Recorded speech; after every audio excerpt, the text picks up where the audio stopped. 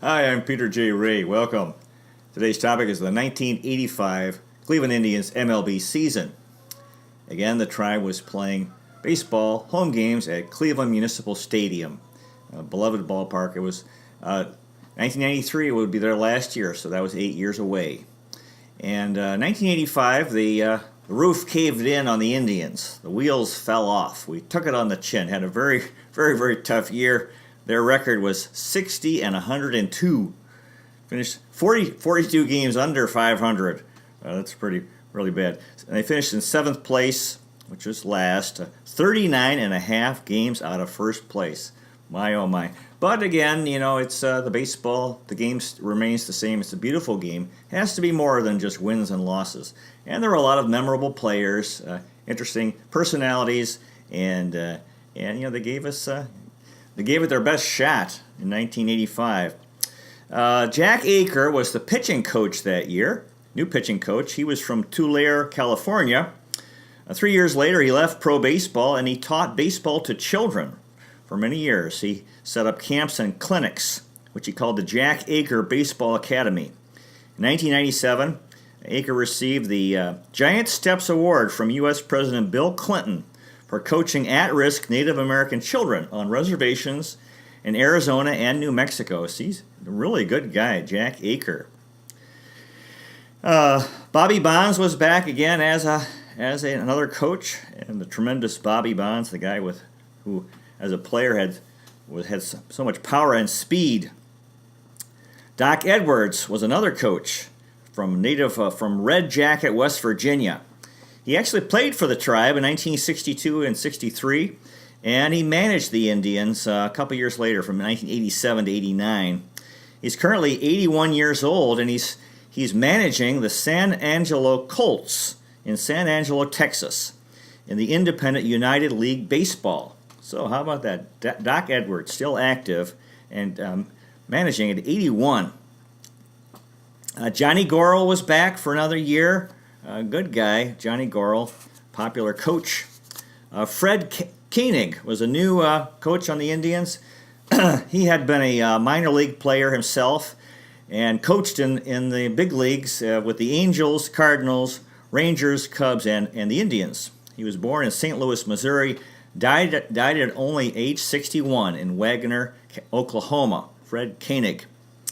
Don McMahon was also back for another year coaching. Also, Ed Napoleon. In the broadcast booth, Herb Score continued to call Indians games on the radio. And Score did the Indians for so many years, it's natural for guys to make mistakes. One of the funny things he said on the air was, "Swing and a miss, called strike 3. Good old Herb Score. He had a new partner that year, Steve Lamar, who later was the announcer for the Mets and Reds. Yeah. Now, the Indians' manager in 1985 was Pat Corrales, who was from Los Angeles, California. In 1983, he became the only manager ever to be fired while his team was in first place with the Phillies. And he had all these star players from the Reds, Pete Rose, Joe Morgan, Tony Perez, and they didn't go for his strict discipline. He wouldn't give preferential treatment to the star players. Actually, he had played with a number of them, and when he was a backup for Johnny Bench on the Reds, he was a scrub player. So anyway, there was discontent, and they got him fired. He's the first Major League Baseball manager of Mexican-American descent. His first wife, Sharon, died of a blood clot after the birth of their 4th child. Wow, really tragic. And he got married a second time, and from that second marriage, he had a son who died. So that was pretty sad. Anyway, I always liked Pat Corrales. In the field, we had Joe Carter in left field, who had a tremendous season, and hit not exactly. Hit 262, 15 home runs, 59 RBIs, 24 stolen bases. He was on his way to a tremendous career, but those were still pretty good numbers. In center field, Brett Butler hit 311, 5 home runs, 50 RBIs, 47 stolen bases. So 300 hitter with plenty of speed. He'd get on base. He was our leadoff hitter. And he won the Golden Cobble Kabeldick Golden Tomahawk Award, and also he was the Indians' Man of the Year. George Vukovic was in right field. His average was down. He only hit .244 with 8 home runs and 45 RBIs. Brooke Jacoby was at third base, another fine year for him. Hit .274, 20 home runs, 87 RBIs, played in 161 games. So he was out there almost every game. At shortstop, Julio Franco hit .288, 6 home runs, 90 RBIs. That's a lot for a shortstop. 13 stolen bases. He had 33 doubles. So Franco could hit. He also had 36 errors. And during the season, they were trying to get him to move to second base. And he didn't go for it. He wanted to continue playing shortstop. Tony Bernazard had a very good year. Hit at second base, hit .274, 11 home runs, 59 RBIs, and 17 stolen bases. Fine year for Tony Bernazard. Pat Tabler was at first, hit .275, 5 home runs, 59 RBIs, and 117 games. Tabler had a fine career. Andre Thornton was our DH. His average was down. He hit .236, 22 home runs, 88 RBIs, and 124 games. He was dealing with injury issues that year. Jerry Willard was the catcher, hit .270, 7 home runs, and 36 RBIs. Now, the guys who came off the bench included Benny Ayala, who hit .250 in 2 home runs, 15 RBIs, in 46 games. Ayala was from Yauco, Puerto Rico, and he played in 2 World Series with the Orioles. In 1979, he hit a 2-run home run in Game 3. And in '83, the Orioles won the World Series, so he was a champion. The Indians were trying to pick up players who had been on World Series champion teams, thought it would rub off in the Indians. Game 3 of the '83 World Series, Ayala had a game-tying RBI and scored the winning run in that game. So he was a World Series hero. He teamed up in left field with Gary Reineke and the former Cleveland Indian John Lowenstein to really give the Orioles a really good left field. 3 guys who split time. Chris Bando was coming off the bench, only hit .139, 0 home runs, 13 RBIs in 73 games. So that was a tough year for him as a hitter. Another bench player was Butch Benton, who hit .179 in 31 games. Benton was from Tampa, Florida.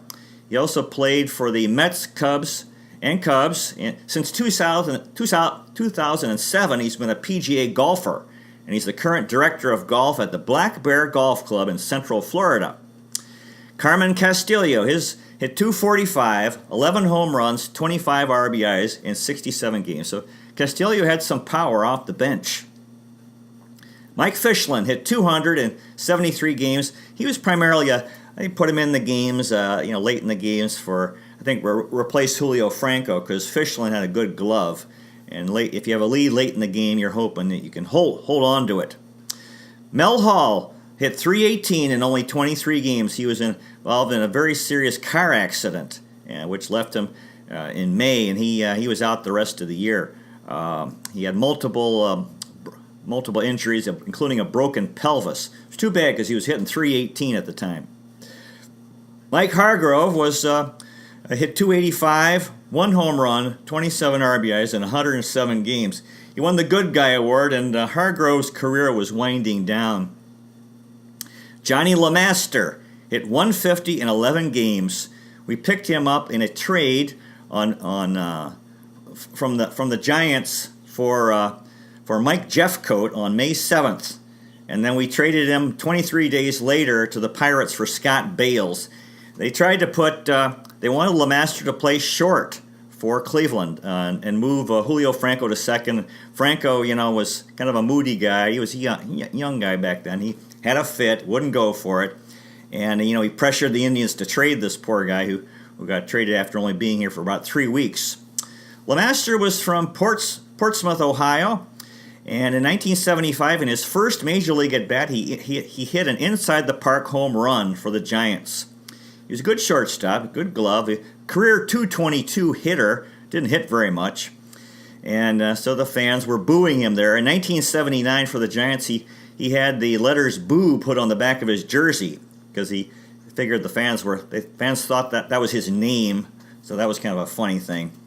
In 1983, he had 100 hits for the only time in his career. That year, he was 7th in the National League with 39 stolen bases. However, he was 3rd in caught stealing with 19. He's currently living in Paintsville, Kentucky, and a very strong Christian. So Johnny LeMaster had a very brief tenure with Cleveland. Otis Nixon hit .235 with 20 stolen bases in 104 games. So Nixon, they could put him in as a pinch runner because he had speed. Jim Wilson hit .357 in 4 games. So that was pretty good for very brief exposure. Now the year before, we had Bert Blyleven was 9-11 with a 3.26 ERA. He had 15 complete games. He made the All-Star team. Blyleven was discontented, wanted to be traded. So it was kind of like the previous year where we had another star player, Rick Sutcliffe, who, same thing, wanted to be traded. We traded him, and then the trade had a very positive effect. Bert Blyleven got his wish and was traded on August 1st to the Twins for Jay Bell, Jim Weaver, Kurt Wardle, and Rich Yett. But those fellows didn't really have much of an impact on the team. Jay Bell was actually had a real good career as a shortstop. So that was the end of the road for Bert Blyleven in Cleveland. Neil Heaton had a very tough year. Was 9-17 with a 4.90 ERA in 5 complete games as a starting pitcher. Don Schulze was 4-10 with a 6.01 ERA in 18 starts. Yeah, they kept hoping Schulze could do something. He'd pitch a real good game once in a while, and so they keep putting him out there. But that ERA was very, very high. Vern Rule had a very tough year. It was 2-10 with a 4.32 ERA in 16 starts. Rule's career numbers: he won 67 games, lost 88, played for the Tigers, Astros, Indians, and Angels. He was from Coleman, Michigan. He died in Houston, Texas at age 55 from multiple myeloma, cancer of the blood. Very sad. He later coached the Astros, or during his career, he coached the Astros, Phillies, Mets, and Reds. Vern Rule. He also had 3 saves. The Indians had a bunch of guys they tried in the rotation. Another one was Kurt Wardle that they picked up in the Bert Blyleven deal. Wardle's one-loss record was pretty good, 7-6, but his ERA was very high, 6.68 in 12 starts. Tom Waddell had a pretty good record, 8-6. His ERA was 4.87, 9 starts, and he had 9 saves. So Waddell gave the Indians a good year. Roy Smith went 1-4, 5.34 ERA, and 11 starts. He was dealing with injuries that year, so his one-loss record wasn't too great. Ramon Romero went 2-3 with a 6.58 ERA and 10 starts. Another guy they were trying in the rotation. Romero was from San Pedro de Macorís, Dominican Republic, and after his career, which was brief, he became a crack cocaine dealer. In 1988, in the Bronx, New York City, there was a police drug raid, and they were after him. They were chasing him. He went up a fire escape and tried to enter the building through a 6th floor window and fell to his death. So this is very tragic. He was only 29. And it was 25 years before the baseball community learned of his death. So God bless Ramon Romero. Had a tragic end to his life. Keith Creel, another guy they tried in the rotation, went 2-5, 4.79 ERA in 8 starts. Creel, in a 1977 high school game, pitched 15 innings and had 26 strikeouts. And he reported he threw about 250 pitches in that game. He said that his coach had never heard of a pitch count. Pretty funny. Jamie Easterly went 4-1 with a 3.92 ERA and 7 starts. And he tended to be a bullpen guy, but they put him in the rotation. Jerry Reed went 3-5 with a 4.11 ERA. He had 8 saves and 5 starts. So, yeah, he was going back and forth between the bullpen and the rotation. Rick Bahena was 0-2 with a 7.78 ERA. That's very high. 4 starts. Bahena was from Miami, Florida, and he died in 2012 at age 51 of cancer. God bless him. Jeff Barkley was 0-3 with a 5.27 ERA in 21 games. Barkley was from Hickory, North Carolina.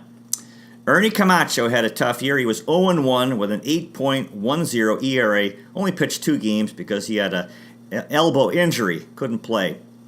Brian Clark was 3-4, 6.32 ERA. Had 2 saves.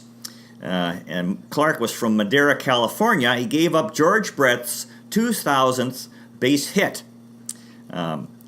Mike Jeffcoat had no decisions with a 2.79 ERA in 9 games. Jose Roman was 0-4, 6.61 ERA in 5 games. Rich Thompson went 3-8 with a 6.30 ERA in 5 games. And Dave Von Olen went 3-2 with a 2.91 ERA in 26 games. He also had injuries that year, and Von Olen was from Flushing, New York. Take me out to the ball game, take me out to the crowd, buy me some peanuts and Cracker Jack. I don't care if I ever get back, 'cause it's root for the home team. If they don't win, it's a shame, 'cause it's 1, 2, 3 strikes, you're out at the old ball game. So the 85 Tribe, they gave it their best shot and had a tough year. But God bless all those fellows who played for the 1985 Cleveland Indians, all the players, all the staff, all the vendors who sold food and wandered the stadium. Popcorn, cotton candy, Cracker Jack, hot dogs, beer, Coca-Cola, peanuts in the shell, and the groundskeepers and the security guys who work security at the Indian Stadium. Captains of the Cuyahoga, lovers of Lake Erie, Terminal Tower Power, Tribe Rules, Cleveland City of Champions. It's been 70 years since 1948. This is our year. Thank you so much for watching. I really appreciate it. God bless you. Take care, and I'll see you next time.